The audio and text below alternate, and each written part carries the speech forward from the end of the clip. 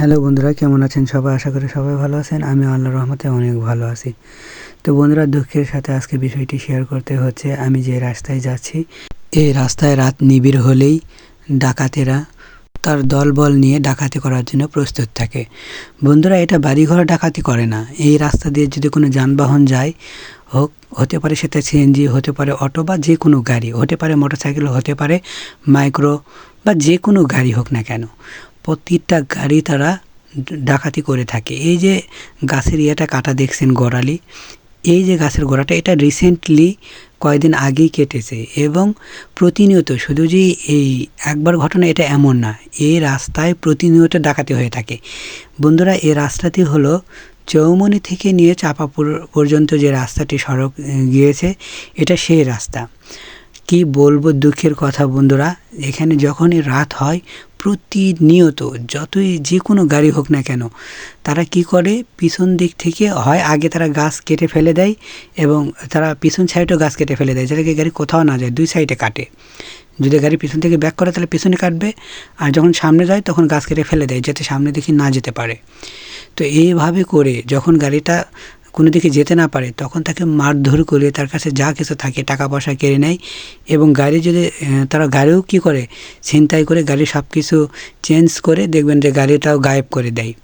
তো বন্ধুরা, এটা আগেকার যুগে মুভিতে দেখা যেত বা সিনেমাতে এরকম কিছু ঘটতো, বাট এই মুভির যে কাহিনী, স্টোরি, এগুলো এখন বাস্তবে গ্রাম অঞ্চলেও বা যেটা শহরের সাথে সম্পৃক্ত এমন রাস্তাও এরকম হরহামেশা হয়ে থাকে।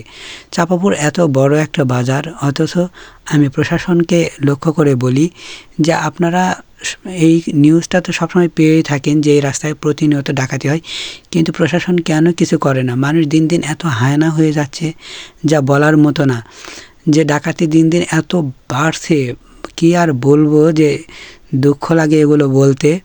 তবুও এই জন্য আমি শেয়ার করছি যে কোনো নিউজ কভার, এটা কোনো নিউজ চ্যানেলের এই নিউজটা কভার করে না, বাট আমি করছি কারণ হলো যে প্রত্যেকের সজাগ হওয়া দরকার, প্রতিটা মানুষের সতর্ক হওয়া দরকার। এই দিন দিন রাস্তাগুলো কি পরিমাণ ভয়ানক হয়ে যাচ্ছে।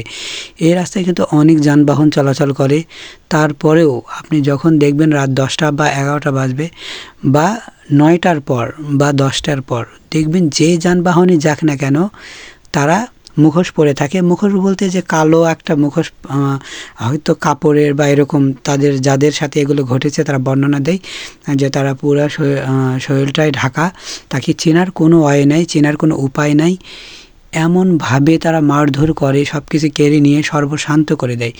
বন্ধুরা, এইটা যে শুধু যে কোনো যানবাহনের সাথে হয়, এটা যে শুধু গভীর রাতেই হবে এমন নয়, হতে পারে যে আগা রাত্রে সুযোগ পেয়েছে, তাকেও কি তারা মেরে দিয়েছে।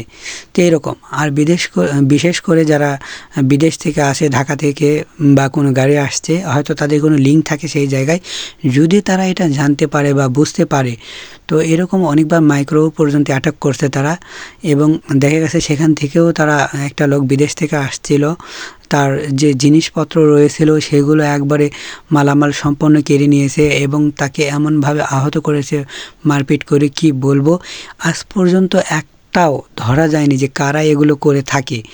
এটা এতটা মর্মান্তিক যে একটা মানুষের স্বপ্ন নিয়ে যখন বাড়ি ফিরে, এই স্বপ্নগুলোকে যখন তারা কেড়ে নিয়ে চলে যায়, তাহলে কতটা দুঃখ, কতটা কষ্ট, কতটা যন্ত্রণা, কতটা পীড়াদায়ক হতে পারে, কতটা মর্মান্তিক।